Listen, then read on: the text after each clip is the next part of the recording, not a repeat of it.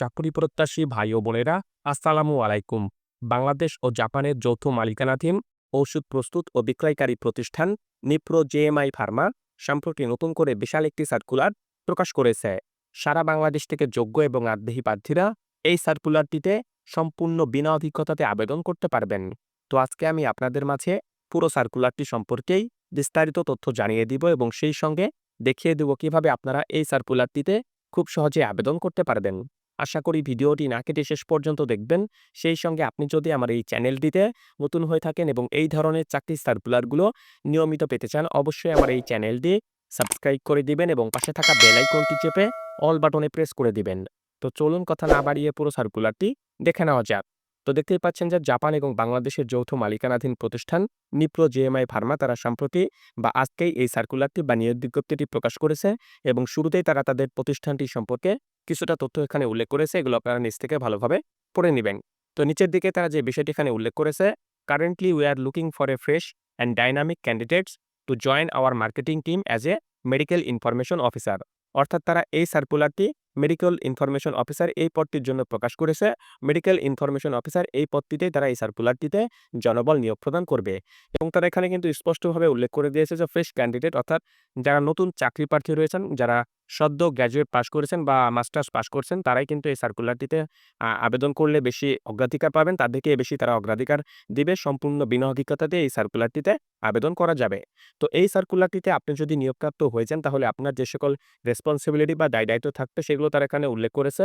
যেমন অবশ্যই আপনার যে প্রতিষ্ঠানের প্রোডাক্ট রয়েছে সেই প্রোডাক্টের গুণগত মান সম্পর্কে অবশ্যই আপনাকে বিভিন্ন ডক্টর এবং যারা ফার্মাসিস্ট রয়েছে তাদেরকে জানাতে হবে এবং বিভিন্ন আপনাকে কিন্তু প্রেসক্রিপশন অবশ্যই সংগ্রহ করতে হবে এবং বিভিন্ন ঔষধের যে শপগুলো রয়েছে বা মেডিসিনের যে শপগুলো রয়েছে সেগুলোতে আপনাকে যেতে হবে, সেলস অর্ডার সংগ্রহ করতে হবে এবং প্রতিষ্ঠানের পক্ষ থেকে আপনাকে যে সেলস টার্গেট দিবে সেটাও কিন্তু আপনাকে অবশ্যই অর্জন করতে হবে।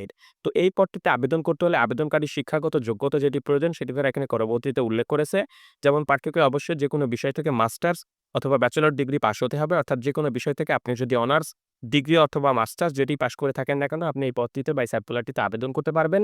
তবে অবশ্যই এইচএসসি বা উচ্চ মাধ্যমিক লেভেল পর্যন্ত আপনাকে সায়েন্স ব্যাকগ্রাউন্ডের স্টুডেন্ট হতে হবে। অর্থাৎ যারা উচ্চ মাধ্যমিক বা ইন্টার লেভেল পর্যন্ত বিজ্ঞান বিভাগের ছাত্র ছিলেন এবং যেকোনো বিষয় থেকে অনার্স ডিগ্রি অথবা মাস্টার্স পাস করেছেন, তারাই কিন্তু এই সার্কুলারটিতে শুধুমাত্র আবেদন করতে পারবেন। এই সার্কুলারটিতে আবেদন করতে হলে আবেদনকারীর বয়স সর্বোচ্চ ৩২ বছর হতে পারবে। ৩২ বছরের বেশি যদি আবেদনকারী বয়স হয়ে থাকে তাহলে কিন্তু এই সার্কুলারটিতে আবেদন করা সুযোগ নেই বা আবেদন করা যাবে না। এই পদটিতে বা এই সার্কুলারটিতে নিয়োগপ্রাপ্ত হয়ে গেলে বাংলাদেশের যেকোনো জেলায় আপনাকে কারা পোস্টিং করে দিতে পারে। অর্থাৎ বাংলাদেশের যেকোনো জেলায় কাজ করতে আগ্রহী বা যেকোনো জেলায় কাজ করতে পারবেন এই ধরনের মন মানসিকতা যাদের আছে তারা এই সার্কুলারটিতে আবেদন করবেন। তো এই সার্কুলারটিতে আপনি যদি নিয়োগপ্রাপ্ত হয়ে যান, অবশ্যই কোম্পানির পক্ষ থেকে আপনাকে কিন্তু একটি আকর্ষণীয় বেতন প্যাকেজ তারা প্রদান করবে। কত টাকা তারা বেতন প্রদান করবে এটি তারা সার্কুলারে স্পষ্টভাবে উল্লেখ করে নাই। তবে অবশ্যই আপনার বেতনটি একটি স্মার্ট বা আকর্ষণীয় একটি বেতন হবে। পাশাপাশি টিএডিএ রয়েছে, এছাড়া প্রভিডেন্ট ফান্ড রয়েছে, গ্র্যাচুইটি রয়েছে, পারফরম্যান্স ইনসেনটিভ রয়েছে, গ্রুপ লাইফ ইন্স্যুরেন্স রয়েছে, এছাড়া লিভ অ্যানাউন্সমেন্ট রয়েছে, ফেস্টিভাল বোনাস রয়েছে, প্রফিট বোনাস রয়েছে, বিদেশ ভ্রমণের সুযোগ রয়েছে, এছাড়া parents care parents care allowance রয়েছে। এছাড়া মোটরসাইকেল ফ্যাসিলিটিও কিন্তু প্রতিষ্ঠানের পক্ষ থেকে আপনাকে তারা প্রদান করবে। অর্থাৎ মোটরসাইকেল আপনাকে তারা হয়তো আ দিয়ে দিবে। এর পরবর্তীতে কিস্তির মাধ্যমে সেই টাকাগুলো নিয়ে নিবে। সুতরাং মোটরসাইকেল ফ্যাসিলিটিও আপনারা কিন্তু পাবেন। এছাড়া অন্যান্য সুযোগ সুবিধাও কিন্তু প্রতিষ্ঠানের পক্ষ থেকে আপনাকে তারা প্রদান করবে।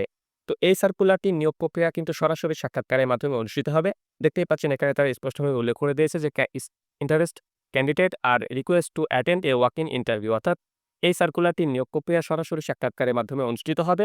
এই সার্কুলারটিতে আপনাকে পূর্বে থেকে বা আগে থেকে অনলাইনে কুরিয়ারে ডাকে অথবা অন্য কোনো মাধ্যমে কিন্তু আবেদন করতে হবে না।